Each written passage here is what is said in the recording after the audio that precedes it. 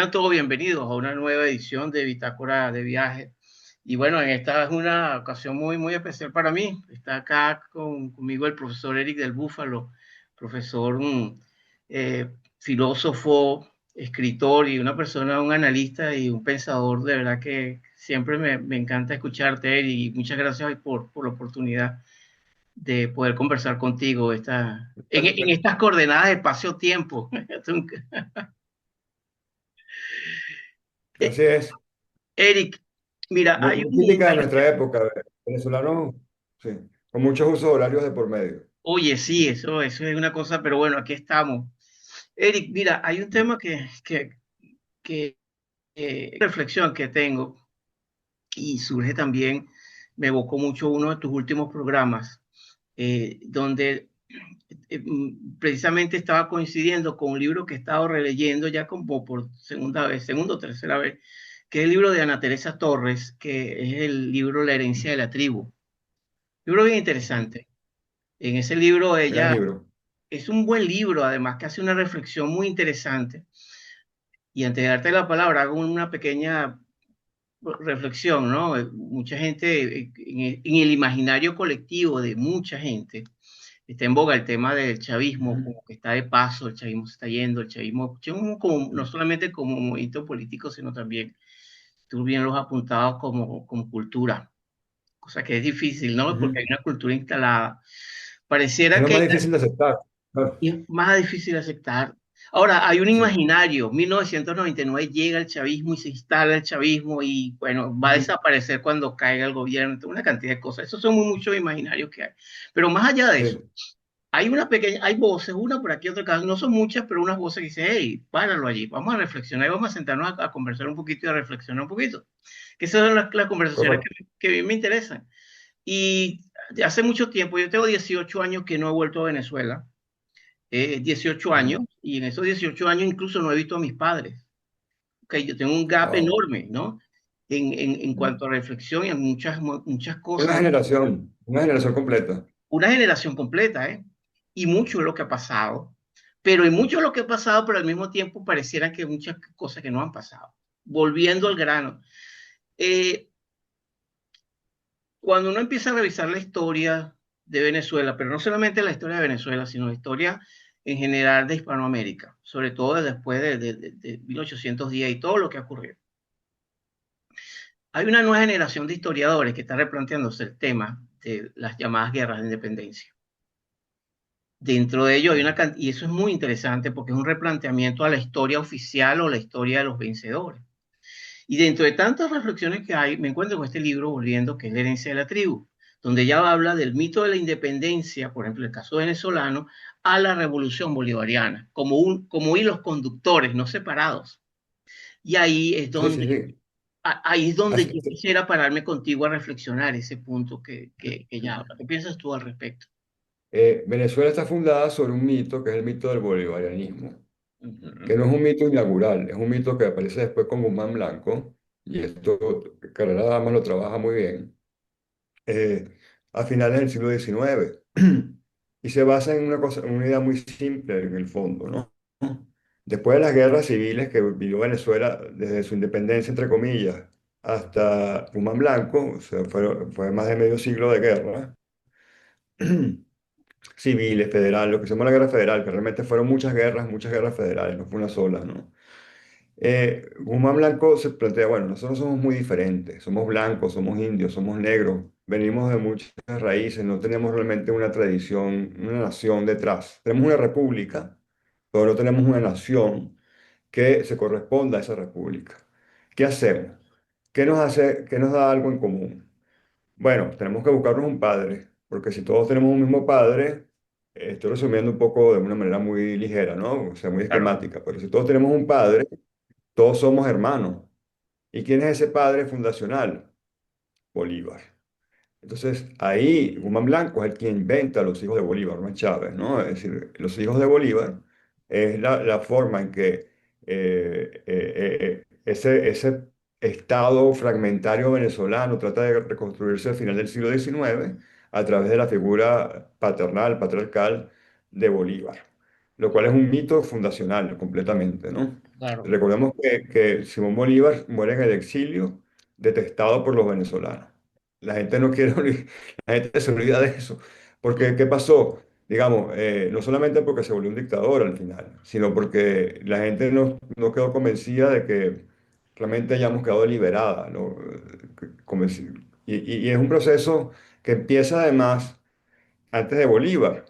Empieza primero con al finales del siglo XVIII, con Guardia España, y tiene que ver con la imposición de la guipuzcoana y los impuestos que la corona española le pone a Venezuela, que antes no eran tan fuertes, y que un poco evita el contrabando que había aquí con Holanda y con Inglaterra, ¿no? Entonces, hay ya un primer golpe económico a lo que era la oligarquía, digámoslo así, venezolana de la época, ¿no?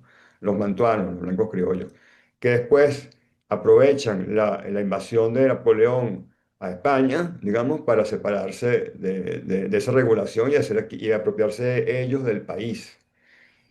Esa pequeña élite caraqueña que yo, de un modo que no es histórico, pero como que es provocador, que hay que hacer mediaciones, yo digo que son los padres de la MUT, o sea, que son Sí, los sí, que después va a ser esa caraqueña que cree que el país es suyo a su antojo, ¿no? Y eso, estoy resumiendo muchas décadas y no, años, me perdonan los claro. historiadores, por supuesto, ¿no? Eso crea un espiral de violencia en todo el país, porque es un país que, además que hay que sumarle a eso el fracaso de la Gran Colombia, que era el proyecto originario de Bolívar, ¿no? Y de Miranda. Ujú, Era un proyecto además que tiene que ver con una idea inspirada por ideales ilustrados que venían de Francia y que los ingleses aprovecharon muy bien para destruir el Imperio Español y además que también usaron después para también destruir a su otro enemigo, porque recordemos que habían tres potencias en ese momento en el mundo: Inglaterra, España, Inglaterra y Francia. España ya venía en declive, tenía ya 2 siglos en declive como la gran potencia porque había sido el gran imperio, mucho ujú, más que Inglaterra y Francia, ¿no? Pero es un imperio que a partir del siglo ya, principios del siglo XVII venía en declive.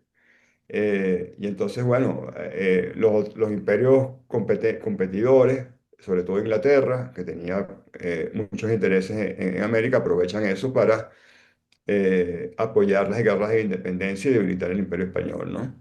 Y eventualmente quedarse con parte bajo el control.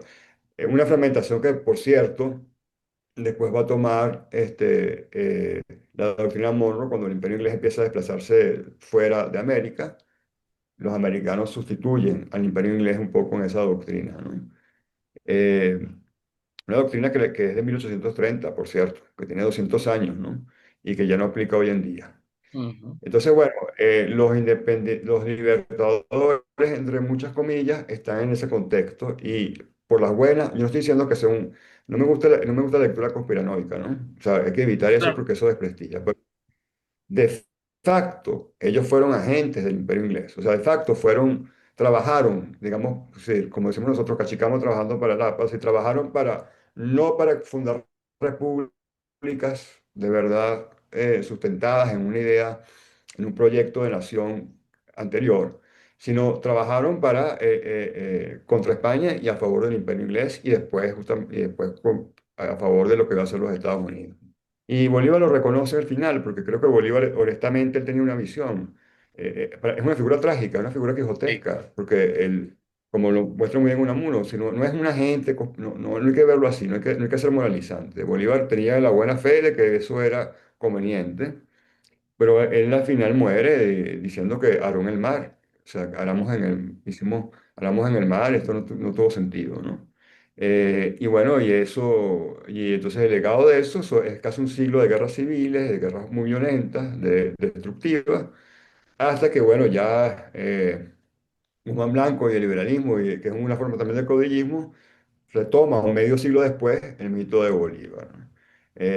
Cuando había sido Páez realmente quien había más o menos podido reconstituir algo del territorio venezolano, así que no se fragmentara como Estado, digo, que quedara como un Estado, porque estaba muy en peligro de que Venezuela fuera un Estado, ¿no?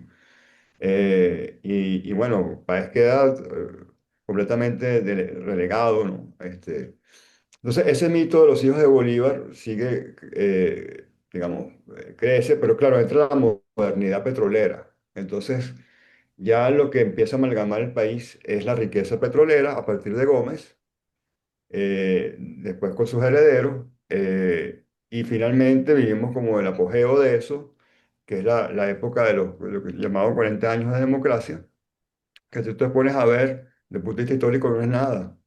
40 años no es nada, yo tengo más de 40 años y 40 años me parece, es decir, desde el punto de vista histórico es un suspiro.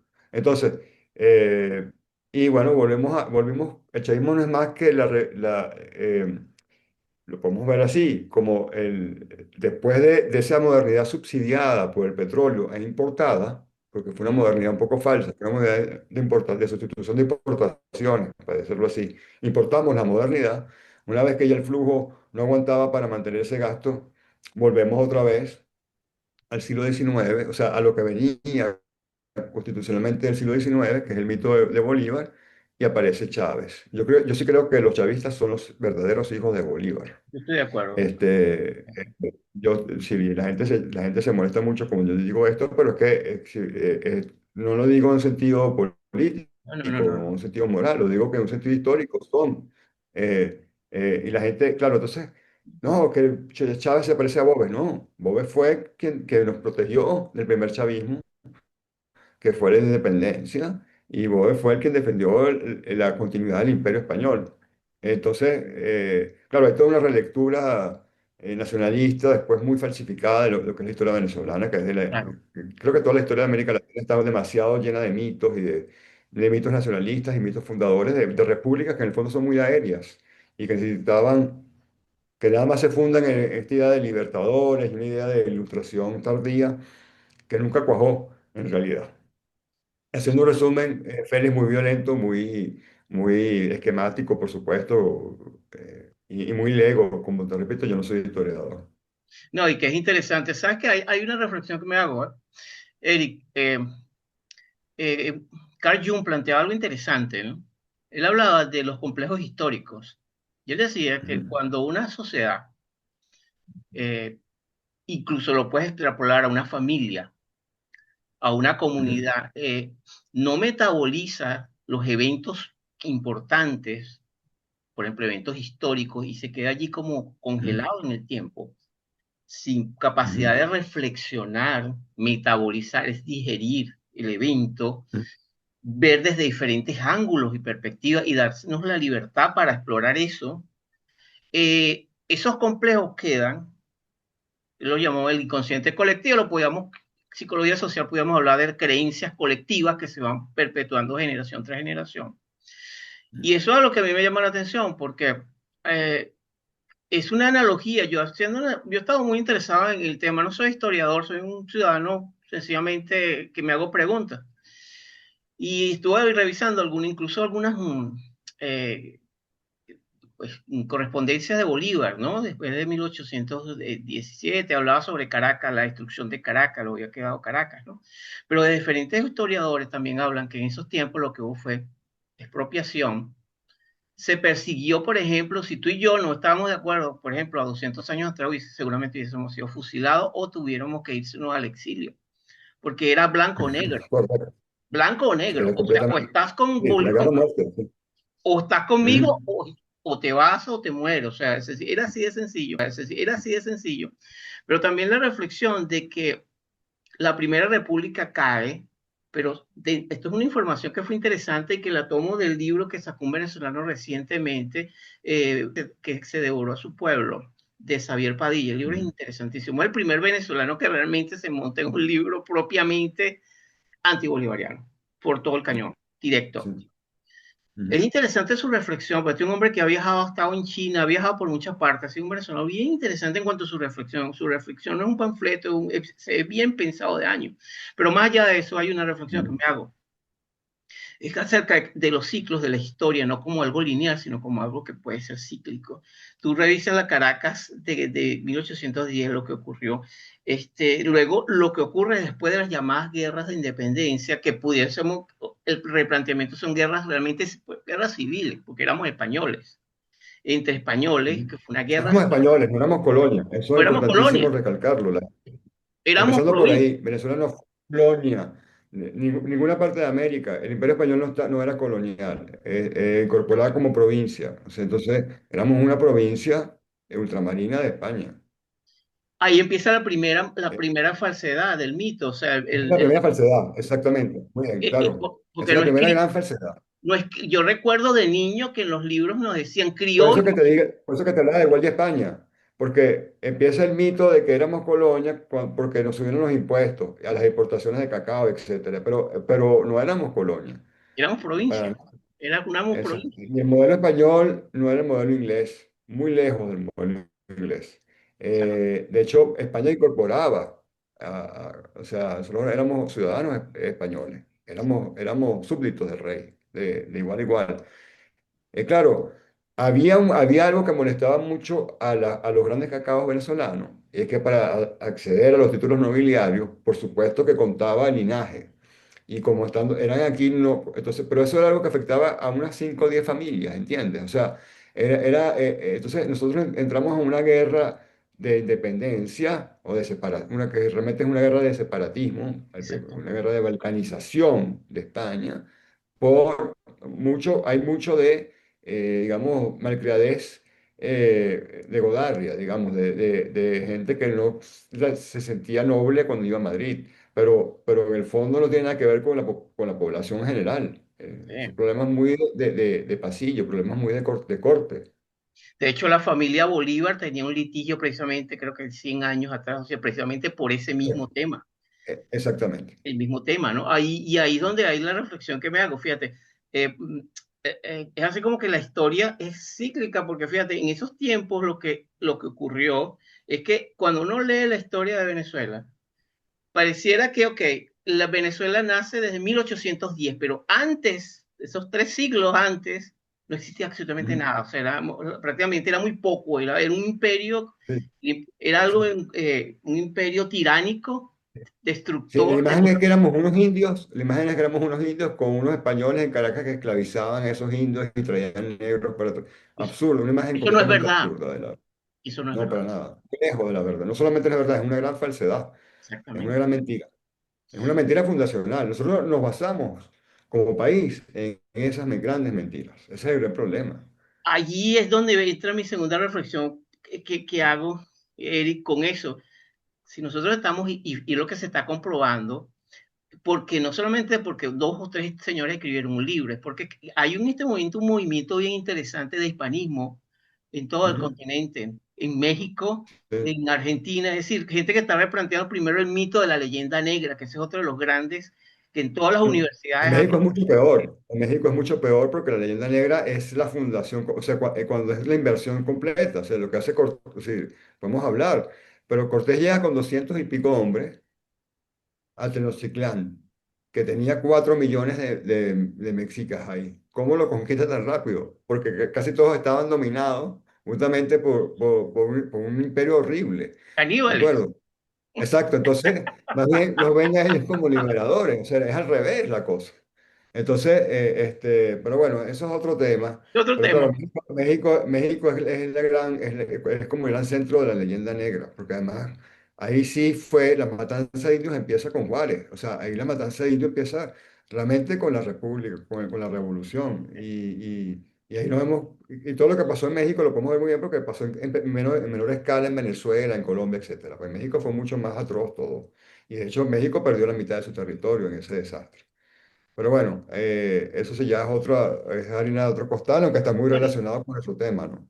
Porque en el fondo éramos una sola, un solo y imperio. sabes que esta reflexión entra dentro de la parte que va más allá de ser historiador o no, pero estos son datos, Eric, esto no es nada No, por eso, podemos hablarlo desde el punto de vista del pensamiento, no tenemos que estar buscando archivos ni nada. es el segundo tema del tema de la relación, por el campo, el caso venezolano, de la relación Ujú, entre la identidad ujú, nacional, la identidad sí, colectiva de ser venezolano e inmediatamente estar con un ADN cultural que está relacionado precisamente con el bolivarianismo, que implica ujú, el hombre, el guerrero, el hombre fuerte, el hombre que es el que tiene acceso y derecho a la patria, sí, el civil subalterno, es decir, bajo el poder militar, y una cantidad de concepciones que yo los veo, y eso es mi gran reflexión, Eric, Porque siento que que eso está intacto allí todavía. Seguimos Bueno, tú hablabas de psicoanálisis, es que es el padre traumático, el padre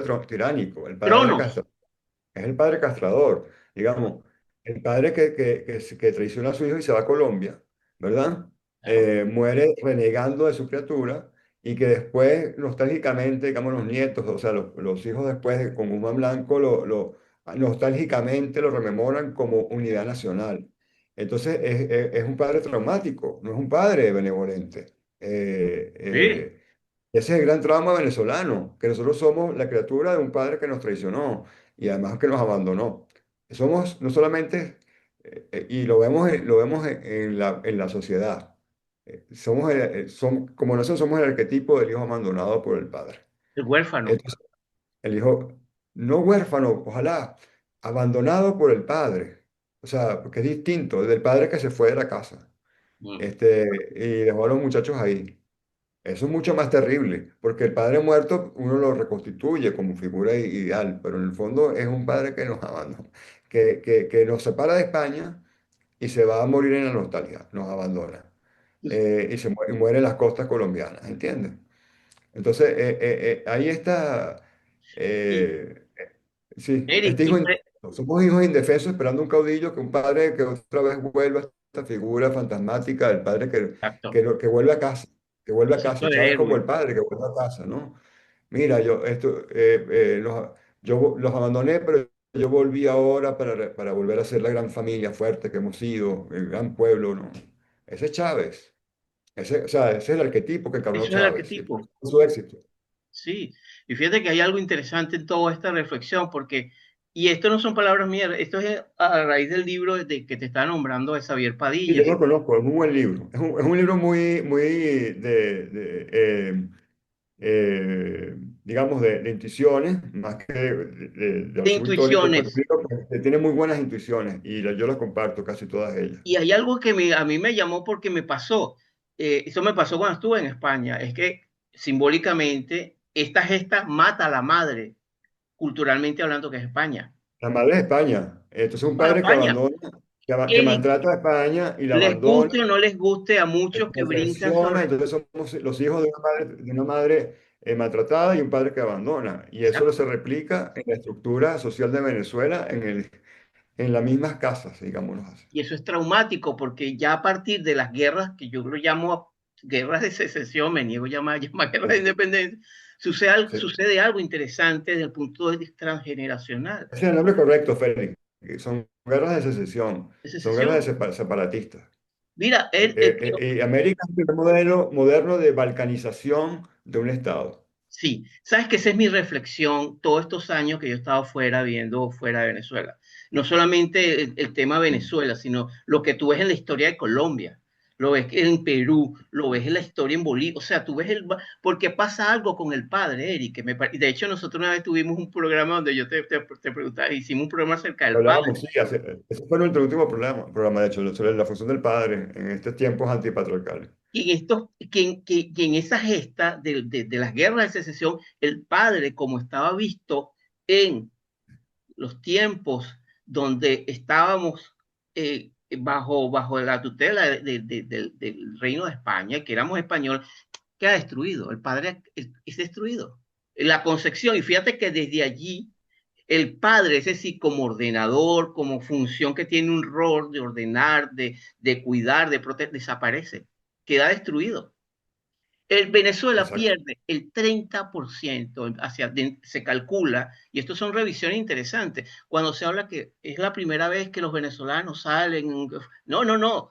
Ya desde 1810 y durante esos 70 años se calcula que Venezuela perdió el 30% de su población y la mejor población, la más preparada, la que tenía recursos y Claro, es salieron. que, Félix, podemos ir más allá, podemos decir que hasta Gómez duró la guerra federal, en realidad. Exactamente. Aunque se calmó, siempre hubo Coincido. caudillitos, o sea, siempre fue los caudillos de los Andes, los caudillos del Amazonas, o sea, siempre hubo una disgregación.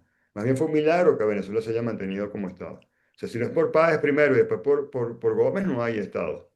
Exactamente. Ha sido la persistencia extraordinaria de civiles también. Siempre yo lo he dicho, porque fíjate que en esas gestas, esa guerra de secesión, no se habla del maestro que se quedó, del carpintero, del que sembró, de la señora partera, es decir, de esos héroes, millones, sino solamente es uno o dos caudillos y detrás la masa, ¿no? Sí, los militares, digamos. Los La militares. estructura anamítica es completamente militar.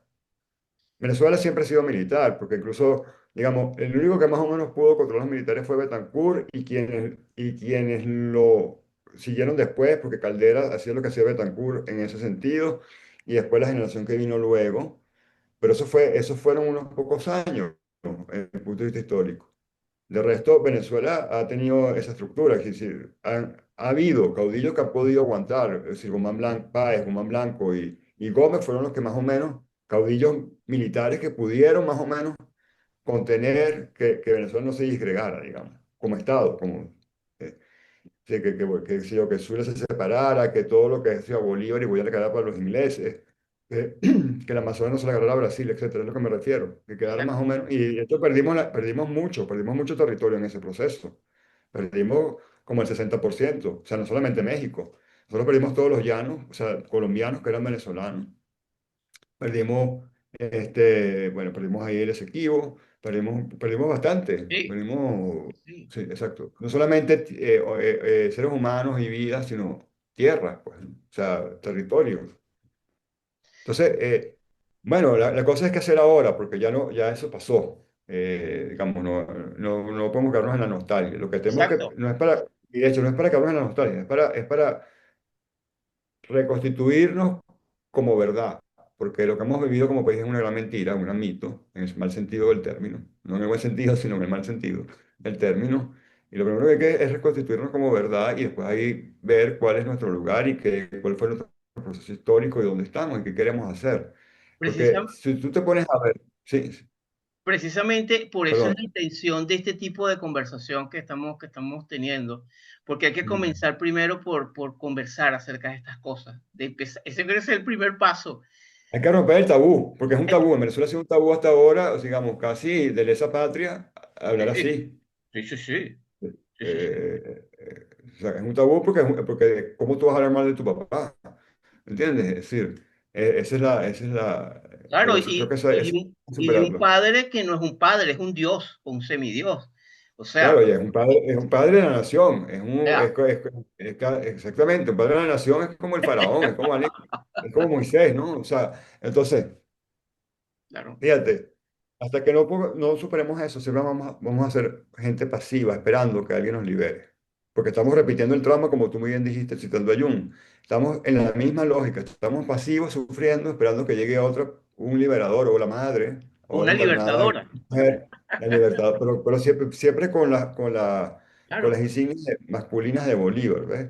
Que nos libere otra vez. Entonces, el problema de Venezuela ahorita, perdón, no es tanto lo que está en el gobierno, no, eso es un epifenómeno, eso es un resultado. Es nuestra pasividad como pueblo, porque somos un pueblo que aún no encuentra su sentido de nación.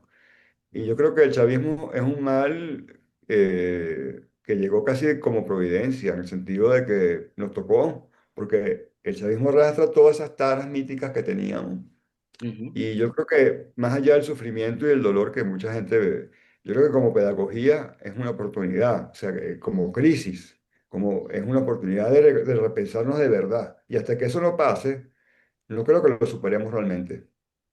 Y yo creo que deberíamos superarlo realmente. Entonces aprovechemos esto no para estar esperando otro libertador, que además ya no, sino para hacer un salto, lo que yo llamo como Pablo, una metanoia, un cambio de conciencia radical como nación, que es lo que nos obliga a hacer el chavismo, para realmente superar no solamente el chavismo, que es una etapa, sino todos 200 años de tara histórica de tal que se historia. manifiesta en el chavismo. Porque hay algo que tú bien señalas. Eri, yo estoy completamente de acuerdo contigo. Yo pienso que precisamente en la posibilidad de empezar a conversar. Fíjate, yo mandé varios audios hace unos meses atrás acerca del tema, ¿no? Porque me ¿Mm? estaban haciendo una pregunta ayer sobre el tema. Se lo lancé, yo hice un experimento, se lo lancé, lo envié a 20 amigos que yo, cuando salí de Venezuela, eran ultra, bueno, bolivarianos, pero Y para mí, pues yo estaba esperando misiles, balas y etcétera, ¿no? Pero bueno, es parte del viaje, el proceso de individuación. Uno tiene Mm. el derecho a tener ideas diferentes, ¿no? Y para mi sorpresa, te puedo decir que el 90% me dijo, mira, estoy de acuerdo contigo. Es decir, algo sí se ha movido. Yo creo que dentro de toda esta El tragedia, chavismo removido, cosas que no queremos ver. Ahí está, exactamente, Félix. El chavismo ha sacado de superficie cosas que estaban debajo de la alfombra. y, Y eso es una oportunidad histórica también. y eso yo creo Sí, que, dolorosa, dramática, claro, pero es una oportunidad. Eric, ¿te recuerda Eh, el catabasis de los griegos, el descenso de los griegos, el camino de la ceniza? ¿Sabes? El chavismo es que vamos al infierno para resurgir. Vamos a volver a reconstituirnos, pero desde la verdad, no desde la mentira. Eso es lo Exacto. que nos obliga el chavismo para superar el chavismo. Yo Es un pienso que reto. es una oportunidad histórica en medio de todo. Si algo me dicen de todo lo que se ha vivido la tragedia, eh, pero ok, pero que es como los estoicos, que tú eso de los sabes mejor que yo, serenidad frente a la adversidad, pero también es Sí, reflexión para saber qué hago con también. esto y cómo me Sí, no es muevo negación, ¿no? Es una serenidad que niega la realidad, es una ansiedad que viene de la comprensión de la y de comprensión. la razón y del conocimiento y de la conciencia. No desde el no querer taparse los ojos y no querer ver, como hacen los niños pequeños cuando les asusta algo, ¿no? Claro, Este, entonces, bueno. Yo pienso que esto es algo que debemos continuar. Yo creo que es una labor, o sea, que todo, que labor en el sentido no grandilocuente, es una labor de día a día, es una tarea, no es una misión, es una tarea de día a día y reencontrarnos. O sea, el país tiene que reencontrarse desde la verdad. O sea, por primera vez en muchos siglos, en muchas décadas, sí, eh, sí, sí. ¿Y sabes tal vez algo? por la primera vez en su historia. Hay un fenómeno que está pasando que poco a poco lo dicen y que es muy interesante, Eric. Primero, la interconectabilidad que existe entre venezolanos y que estamos en todas partes del mundo. Yo estoy en Australia, Ujú. mis vecinos son Indonesia, y hay venezolanos en Indonesia, y hay venezolanos en Nueva Zelanda, es decir, Todas partes, sí. pero esa mirada, que es lo que me pasó a mí, por ejemplo, cuando yo tuve la posibilidad de viajar, agarré mi morral y me fui a recorrer de México hacia Argentina y tuve la posibilidad de hacerlo caminando, ¿sabes? En autobuses, como se conoce y ver que la opinión de la historia que a nosotros nos enseñaron, otros países tienen una opinión completamente diferente. Eso me sacudió, que es un poco lo que yo creo que experimentan venezolanos que han salido a países vecinos y sienten que, hey, pero esta no es la historia que me contaron. Y hay el choque cultural, ¿no? Etcétera, etcétera. Pero en medio de eso, yo creo que es una extraordinaria oportunidad de empezar a replantearnos muchas ideas, cosas que ya no funcionan, cosas que ya no nos sirven, para empezar a plantearnos otro proyecto, incluso como nación. Totalmente, es que creo que estamos obligados, Félix, más allá, no es una oportunidad, es que es una obligación, porque si no, no vamos a salir nunca del chavismo. O Y sea, se va a transmutar en otra cosa, seguramente tendrán otros nombres, otras personas, pero seguirá el chavismo cultural, que es el bolivarianismo, recorriendo nuestras venas siempre, de generación en generación, y lo que vamos a hacer es desplazar ese trauma originario a nuestros hijos y nietos y bisnietos, etcétera. Entonces, además hay que que hacerlo. yo te digo, yo me parece algo tan anacrónico que nuevas generaciones o nuestras generaciones y las que vienen tienen que seguir repitiendo un ideal de alguien que vivió hace 200 años y que ya el mundo cambió, que las complejidades son otras, cuando lo que hay que plantearse es, bueno, ¿qué hacemos en casa? Con casa, no afuera, ¿qué hacemos con nuestra casa? ¿No? Exacto. Y yo creo que Así es.